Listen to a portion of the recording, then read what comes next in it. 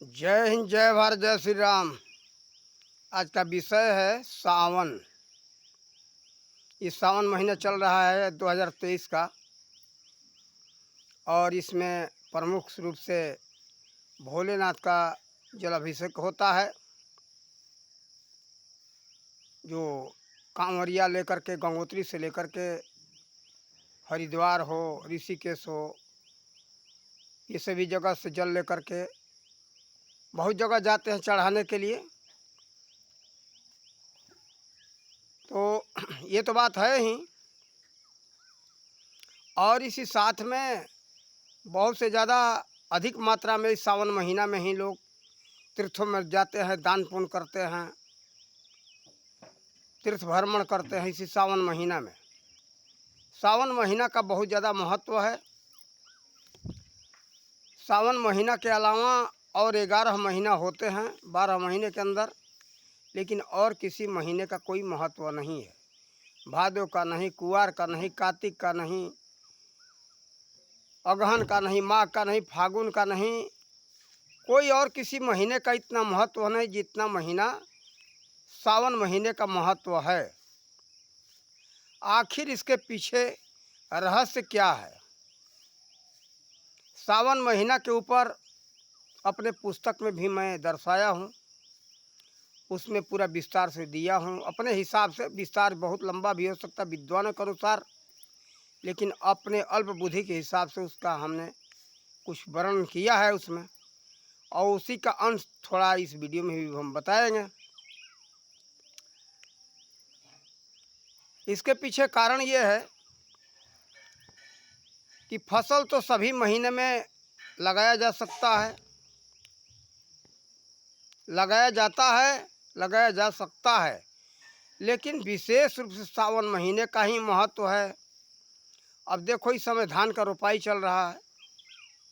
सावन महीने में ही धान लग जाए तो धान हो जाएगा। आषाढ़ सावन सबसे विशेष रूप से सावन महीने का ही है। और बरसात की बात रही कि बरसात तो और महीने में होता नहीं।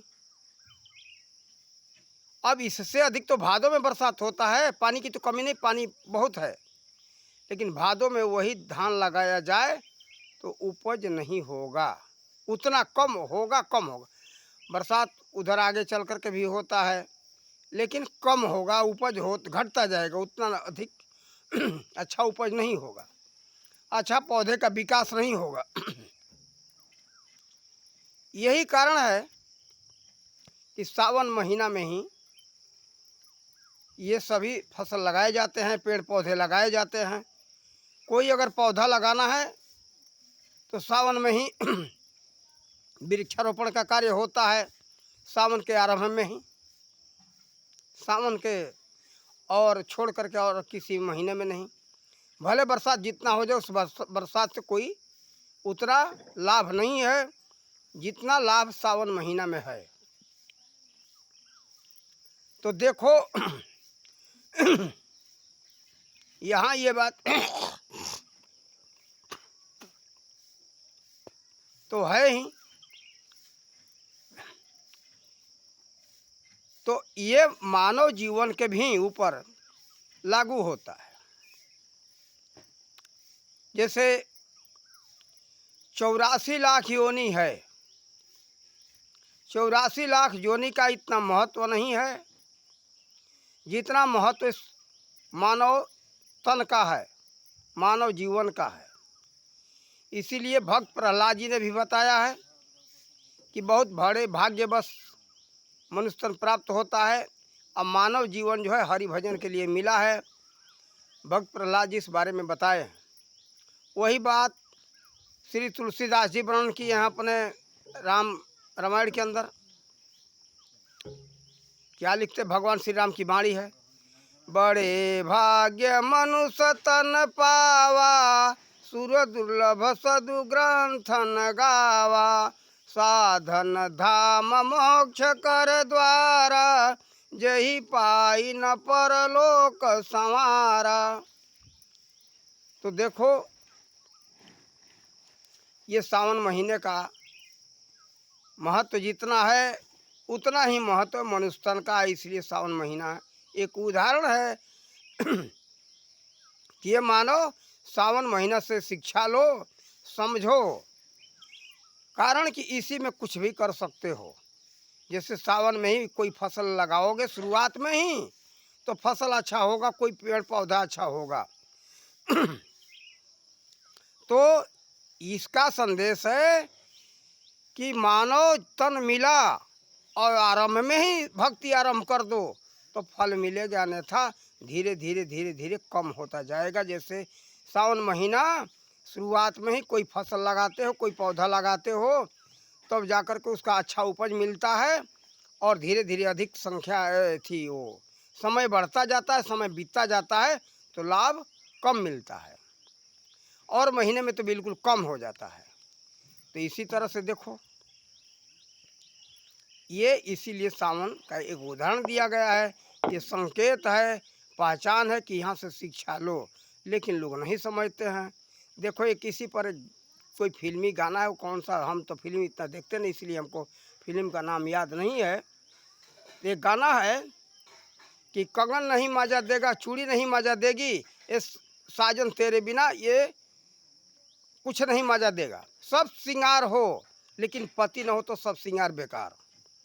तो देखो सब कुछ है लेकिन ये मनुष्य तन नहीं है तो कुछ भी नहीं है। ये सावन का उदाहरण ये मानव तन के ऊपर है और वह जो है कि मनुष्य तन तो मिल गया, सावन मिल ये आ गया मनुष्य तन, लेकिन परमात्मा नहीं तो सब बेकार है। इस मनुष्य तन में खास करके ये है, इस सावन में सब कुछ है लेकिन हे साजन, ये साजन से मतलब उस परमात्मा से है। ये प्रभु आपका दर्शन नहीं हुआ, आप नहीं है तो कुछ सब बेकार है, निरर्थक है, किसी अर्थ का नहीं है। यहाँ इससे मतलब है। अब लोग उसको फिल्मी गाना दूसरे हिसाब से ले लेते, उसका अर्थ तो यहाँ है। सब श्रृंगार हो, औरत के पास पति नहीं तो किस काम का, सब बेकार है, श्रृंगार बेकार, फिक्का, उसका कोई महत्व ही नहीं है। सब लोग और ताना भी मारेंगे। तो देखो हम सब मनुष्य के जीवन में यही बात है कि यह सब बेकार है। जब तक वह परमात्मा का भक्ति न हो, परमात्मा का दर्शन न हो जाए तो सब बेकार। इसीलिए इस सावन महीना में भक्ति का महत्व दिया गया है। जल चढ़ाओ, तीर्थ व्रत करो, कथा सुनो। आप जाओ तो इस समय बहुत बहुत जो है बड़े बड़े तीर्थों में भागवत लोग सुन रहे हैं। जैसे बद्रीनाथ का महत्व दिया गया है, जाओ वहाँ भजन करो, जप करो, तप करो, दान करो, पुण्य करो और भागवत सुनो। कोई हरिद्वार में कथा करा रहा है, कोई अयोध्या में भागवत राम कथा करा रहा है, भागवत कथा करा रहा है। तो देखो उस भागवत भक्ति के तरफ संकेत है। ये असल बात यहाँ, ये सावन का मतलब ये है। अब लोग इसको नहीं हल्के में ले लेते हैं, नहीं समझते, लेकिन केवल ये है नज़र दौड़ाने की, दिमाग दौड़ा करके देखो आखिर है क्या, क्यों, क्या, कैसे, तब जाकर के सब कुछ का यही मूल सूत्र है। यही वैज्ञानिक इसी सूत्र को अपनाए तो जाकर के वो विज्ञान में सफल होते। क्यों, कैसे, क्या, और यही सूत्र सभी विषयों पर लागू होता है। क्यों, कैसे और क्या, हम इसी तरह से तो खोजते, हमारा और सूत्र क्या है, हम इसी तरह से खोज करके हम प्राप्त कर लेते हैं। ये सब गुरु महाराज जी का, माता पिता का आशीर्वाद है, मेरा कुछ नहीं। गुरु महाराज जी ने ऐसा ज्ञान दिया और प्रभु पूर्व जन्म का संस्कार जो होगा तो होगा। हमको तो ऐसा कुछ अंदाज़ा लगता है कि पूर्व जन्म का संस्कार भी है, लेकिन प्रभु कृपा है और गुरु रूप में है तो वही है, माता पिता के रूप में है तो वही है, लेकिन उनका ही सबका कृपा है। तब जाकर के मुझे मेरे द्वारा ये प्रभु परमात्मा ये सब करवाते। आज हम जो आप लोगों को संदेश दे रहे हैं उन्हीं की कृपा है, मेरा कुछ नहीं। उनके कृपा बिना कुछ नहीं, वो जो करवा रहे हैं हम सबको करना है। तो देखो सावन महीना का असली मतलब ये है। जाओ, इस समय कांवड़ यात्रा भी चल रहा है, तो ये भोलेनाथ भी यही संदेश दिए थे। एक उनके ऊपर चौपाई है बालकांड में, नाम महिमा में, महामंत्र जय जपत महेशु काशी मुक्ति हेतु उपदेशु। तो ये देखो सावन महीना में संदेश लो उनसे कि जिस महामंत्र का जाप स्वयं किया, उसी महामंत्र का उपदेश काशी के निवासियों के मुक्ति के लिए उन्होंने दिया था। तो देखो इस सब से हम सबको संदेश लेना चाहिए, और ये नहीं कि हमारा एक तो परंपरा है हम ऐसे कर ले हो गई बात, तो कुछ होने वाला नहीं है। ये सावन का जो बात बताया गया है, जो सावन महीना चल रहा है, खास करके हम सबको मनुष्य जीवन के तरफ संकेत है। इस मनुष्य जीवन में आकर के हम सबको परमात्मा के भक्ति के तरफ लगना चाहिए। इसीलिए प्रहलाद जी ने समझाया है। उस समय की बात है जिस समय पाठशाला में विद्यालय में पढ़ रहे थे, तो दैत्य बालकों को बुला करके उन्होंने बताया कि मित्रों, ये मनुष्य जीवन बड़े भाग्य से प्राप्त हुआ है और ये मानव जीवन अति ही दुर्लभ है। इसलिए जो है इसका पता नहीं कब अंत हो जाए, इसलिए ज्ञानी समझदार व्यक्ति को ये उचित तो होता है जब वहीं भागवत भक्ति का मार्ग मालूम पड़ जाए उन्हीं से अनुष्ठान कर लेना चाहिए। और इस जीवन का कोई पता नहीं है कि कब अंत हो जाए। इसका ये बुढ़ापे और जवानी का भरोसा नहीं करना चाहिए कि हम बुढ़ापे में भजन करेंगे, जवानी में भजन करेंगे। इसका जीवन का कोई अंत का पता नहीं कब अंत हो जाएगा। छूट जाएगा शरीर तो क्या कर सकते हो, मनुष्य शरीर में भी कुछ कर सकते हो और किसी जोनी में नहीं। कारण कि देखो ये कर्म जोनी है और सभी जितने जोनियाँ हैं सब भोग जोनी है। जो किए हुए उसको खाओ। देखो पशु हैं, उनसे कुछ कार्य कराओगे तो कर सकते हैं, आप करवाओगे तो।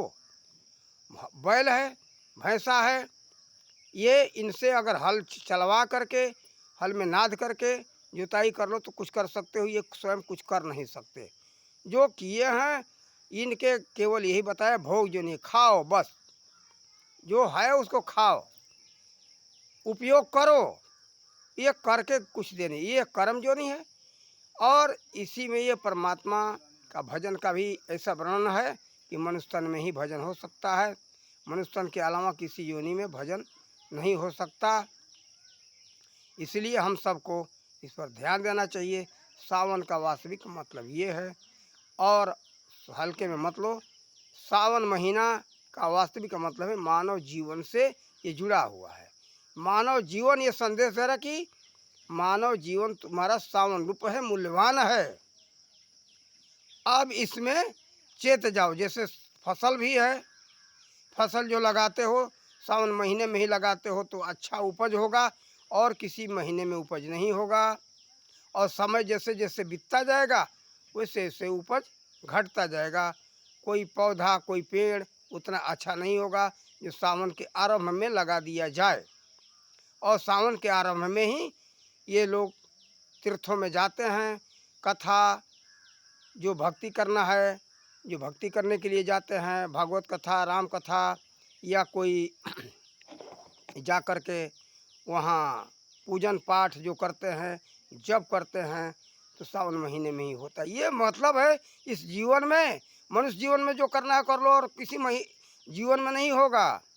जैसे और किसी महीने में ये सब फसल का पेड़ पौधे लगाने का कार्य अच्छा नहीं होगा, और होगा भी नहीं, कोई निरर्थक बेकार है। ये सावन महीने में होगा। इसी तरह से मनुष्य जीवन में भजन होगा, जब तप होगा। यही इसके पीछे रहस्य है।